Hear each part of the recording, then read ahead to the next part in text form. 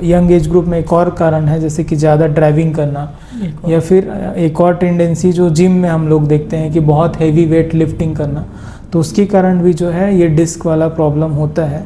तो इन सब चीज़ों से जो है एज ग्रुप जो है ओल्ड एज से लेके अब यंग एज ग्रुप में धीरे धीरे शिफ्ट हो रहा है।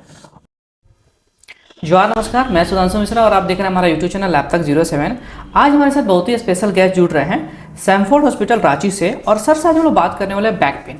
बैक पेन अभी के टाइम में काफ़ी कॉमन हो गया है, खास करके हम बात करें ऑफिस वर्क, जो युवा हैं, और ये किसी एज में भी अभी काफ़ी मुझसे बहुत सारे लोग बोलते रहते हैं कि बैक पेन पे आप वीडियो करो, और इसी पे चर्चा के लिए सर आज हमारे साथ जुड़ रहे हैं। तो चलिए सर से हम लोग बात करते हैं। सर, स्वागत है आपका हमारे चैनल पे।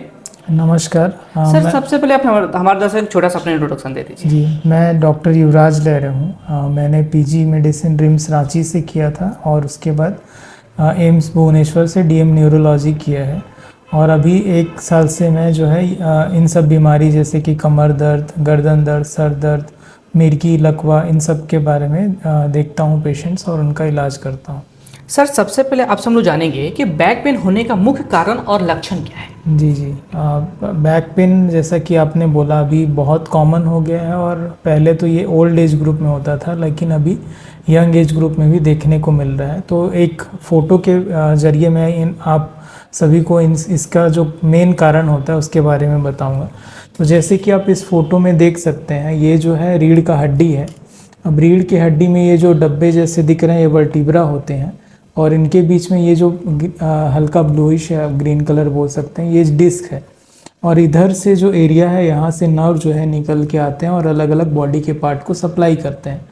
तो ये जो एरिया जैसे लंबर एरिया हो गया, तो वो कमर के जो है हिस्से को और पैर को नर्व सप्लाई करते हैं। तो अगर क्या हुआ, किसी को चोट लगने से, ख़राब पोस्चर रखने से, ज़्यादा ड्राइविंग करने से, या गलत तरीके से बैठने से ये डिस्क जो है अगर खिसक गया जगह से, तो ये नर्व जो रहता है इसको प्रेस करने लगता है। तो इसके कारण जो है जो उस हिस्से में कमर का जहाँ पे नर्व दबा है वहाँ पे दर्द होता है, और वो जो नर्व है जहाँ पे सप्लाई करता है वो दर्द उसमें रेडिएट करता है।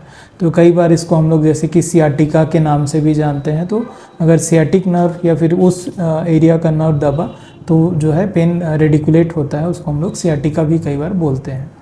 सर, हम आपसे पूछें कि बैक पेन किसी मेडिकल कंडीशन का भी संकेत हो सकता है।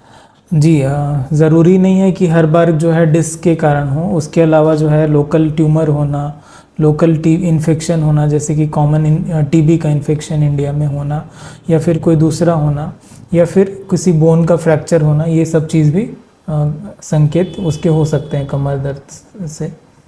हमारे बॉडी का बैक पेन को कैसे इफेक्ट करता है।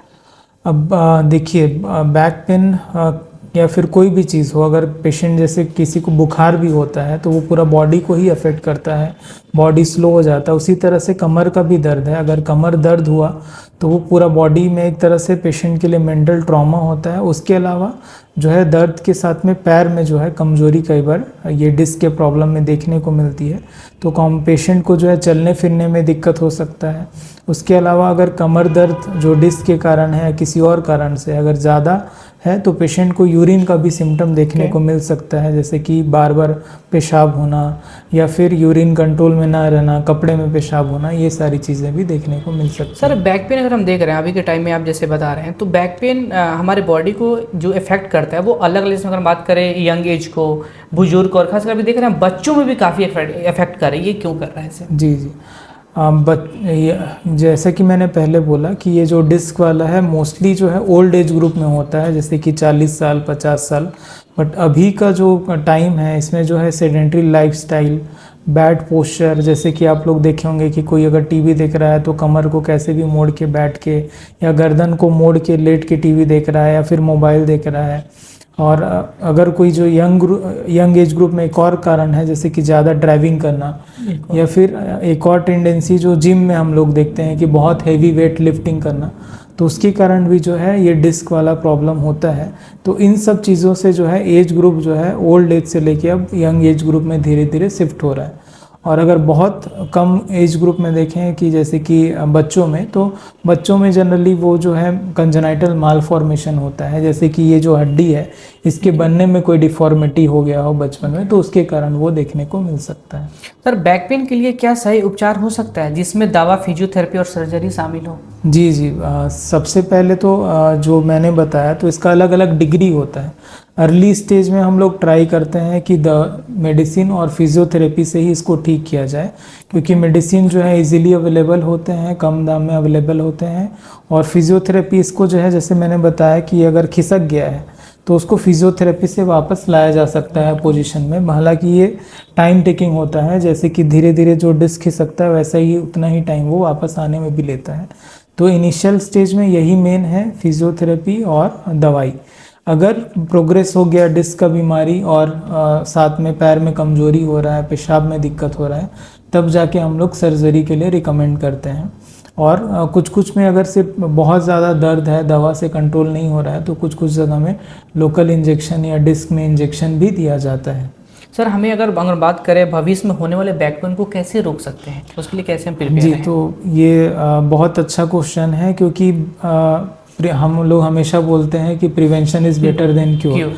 तो जो है इसको रोकने के लिए मेन है जो मैंने जो फैक्टर्स बताए, जो रिस्क फैक्टर, जैसे कि बैड पोस्चर को पूरी तरीके से अवॉइड करना है, हैवी वेट लिफ्टिंग को अवॉइड करना है, अगर वेट लिफ्ट भी कर रहे हैं तो प्रॉपर प्रिकॉशन लेके बेल्ट लगा के या फिर पोजीशन मेंटेन करके करें। एक्सेस ड्राइविंग को अवॉइड करना है, बहुत ज़्यादा ड्राइविंग ना करें, ड्राइविंग करते टाइम जर्किंग को अवॉइड करें।